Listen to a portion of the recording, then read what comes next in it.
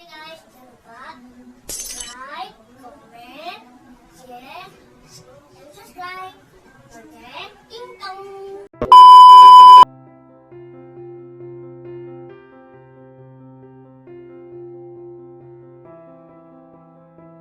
Empat fakta tentang Jakarta. 1. Kisah Jakarta dari awal penjajahan hingga sekarang. Tahu nggak guys? Jakarta ini sudah berganti nama berkali-kali, yaitu 13 kali loh. What the fuck? Oke, kita simak sama-sama ya. Kota pelabuhan ini pada mulanya bernama Sunda Kelapa. Namun, pada 22 Juni 1527, Pangeran Fatahillah menghancurkan Sunda Kelapa dan sebagai gantinya mendirikan kota Jayakarta di area tersebut. Tanggal inilah yang kemudian ditetapkan sebagai tanggal berdirinya kota Jakarta. Kota Jayakarta berkembang sebagai kota pelabuhan yang sibuk di mana para pedagang dari Cina, India, Arab, dan Eropa serta dari negara-negara lainnya saling bertukar barang-barang komoditi. Pada tahun 1619, pemerintahan Belanda VOC di bawah kepemimpinan Jan Pieter John Coin menghancurkan Jayakarta dan dengan serta-merta membangun kota baru yang terletak di bagian barat Sungai Ciliwung yang dia namakan Batavia. Nama ini diambil dari Batavieren, nenek moyang bangsa Belanda. Batavia direncanakan dan dibangun nyaris mirip dengan kota-kota di Belanda, yaitu dibangun dalam bentuk blok. Masing-masing dipisahkan oleh kanal dan dilindungi oleh dinding sebagai benteng dan parit. Batavia ini selesai dibangun pada tahun 1650. Batavia tua adalah tempat tinggal bangsa Eropa, sementara bangsa Cina, Jawa, dan penduduk asli lainnya disingkirkan ke tempat lainnya. Di masa-masa kejayaannya, Batavia yang terkenal sebagai permata dari timur diduduki oleh VOC dan kemudian akhirnya diduduki pemerintah Belanda yang terbentang luas di Kepulauan Hindia Timur. Kemudian pada masa penjajahan Jepang di tahun 1942, nama Batavia diganti menjadi Jakarta. 2. Awal kisah menjadinya ibu kota negara atau yang sekarang dikenal daerah khusus kota DKI Jakarta. Pada tahun 1527, Fatahillah dari Kesultanan Demak mengusir Portugis dari Sunda Kelapa. Dia kemudian mengganti nama Sunda Kelapa menjadi Jayakarta. Diganti nama menjadi Jayakarta, yang artinya kemenangan yang gilang gemilang. Nama itu diambil dari surat Al-Fat ayat 1 yang artinya telah kuberikan atas kamu kemenangan yang sempurna. Jayakarta kemudian masuk ke dalam Kesultanan Banten. Jayakarta kemudian menjadi pusat perdagangan yang terkenal di Asia Tenggara. Pangeran Jayawikarta dari Kesultanan Banten memiliki hubungan internasional yang cukup luas, termasuk dengan Belanda. Hingga akhirnya kapal Belanda berlabuh di Jayakarta pada tahun 1596. Pada tahun 1602, Inggris juga masuk ke wilayah Banten. Hubungan Pangeran Jayawikarta dengan Belanda pun memburuk. Kesultanan Banten kemudian menyerang Belanda yang ada di Jayakarta. Pada tahun 1619, Belanda menyerang Kesultanan Banten di bawah pimpinan Jan Pieter John Coin. Tak hanya Kesultanan Banten, Inggris pun ikut diserang. Sehingga Belanda menancapkan teritorialnya di Jayakarta. Jayakarta berhasil digempur atau dibumi hanguskan oleh VOC atau Belanda dan diganti namanya menjadi Batavia. Batavia diambil dari nama suku yang menjadi asal muasal bangsa Belanda. Batavi, suku Batavi hidup di wilayah yang kini dikenal sebagai Belanda sebelum penduduk bangsa Romawi pada 12 tahun sebelum Masehi. John Pieter Coin mengabadikan nama suku Batavi di wilayah yang dia klaim ini hingga akhirnya setiap sensus yang dilakukan Belanda di masa penjajahan menempatkan suku Melayu, Sunda, Banten, Batak, Bugis, Ambon sebagai suku Batavi. Nama Batavi kemudian menjadi Betawi dalam dialek Melayu. Sistem pemerintahannya pun diubah sehingga namanya menjadi Stad Batavia.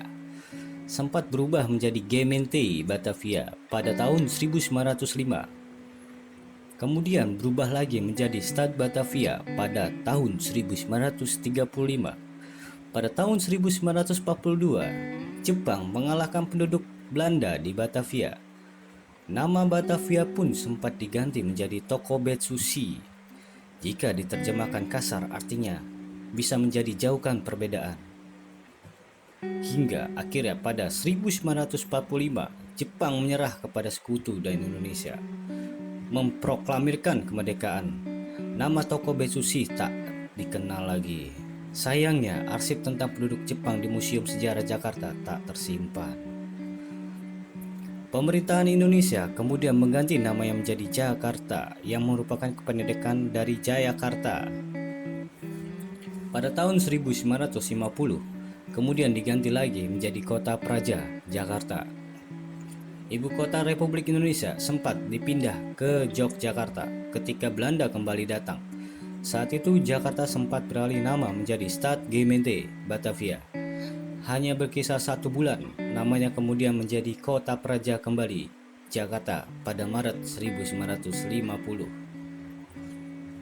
Lewat keputusan DPR, Kota Sementara nomor 6/D-K-1956, Hari ulang tahun Jakarta ditetapkan pada 22 Juni yang merujuk pada kemenangan Fathahillah atas Sunda Kelapa. Kemudian melalui Peraturan Perundangan Nomor 2 Tahun 1961 Jo, Undang-Undang Nomor 2 PNPS 1961, dibentuklah Pemerintahan Daerah Khusus Ibu Kota Jakarta sekaligus menetapkan nama wilayah tersebut hingga kini. Kepadatan penduduk di Jakarta menjadi salah satu kategori terbesar di Asia Tenggara maupun di dunia. Berdasarkan data terbaru dari Dinas Kependudukan dan Pencatatan Sipil, jumlah penduduk DKI Jakarta tahun 2019 mencapai 11.063.324 jiwa. Jumlah ini sudah termasuk warga negara asing sebanyak 4.380 jiwa. Sementara itu, luas DKI Jakarta adalah 662,33 km menurut keputusan Gubernur nomor 171 tahun 2007. Berarti kepadatan penduduk DKI Jakarta saat ini mencapai 16.704 jiwa per kilometer. Wah, bayangin, kasus tertinggi terdampak kasus Covid hingga 9.333 kasus per 2 Juli 2021. Data ini diambil dari sumber Pemkot Kota Jakarta. Data ini mengindikasikan bahwa kasus Covid di Jakarta tertinggi diakibatkannya padatnya penduduk dan penularan dari virus ini tercepat dalam kurun waktu saat ini. Tentu guys, karena banyaknya pusat industri wisata dan hiburan membuat Jakarta menjadi golongan tertinggi dalam penularan.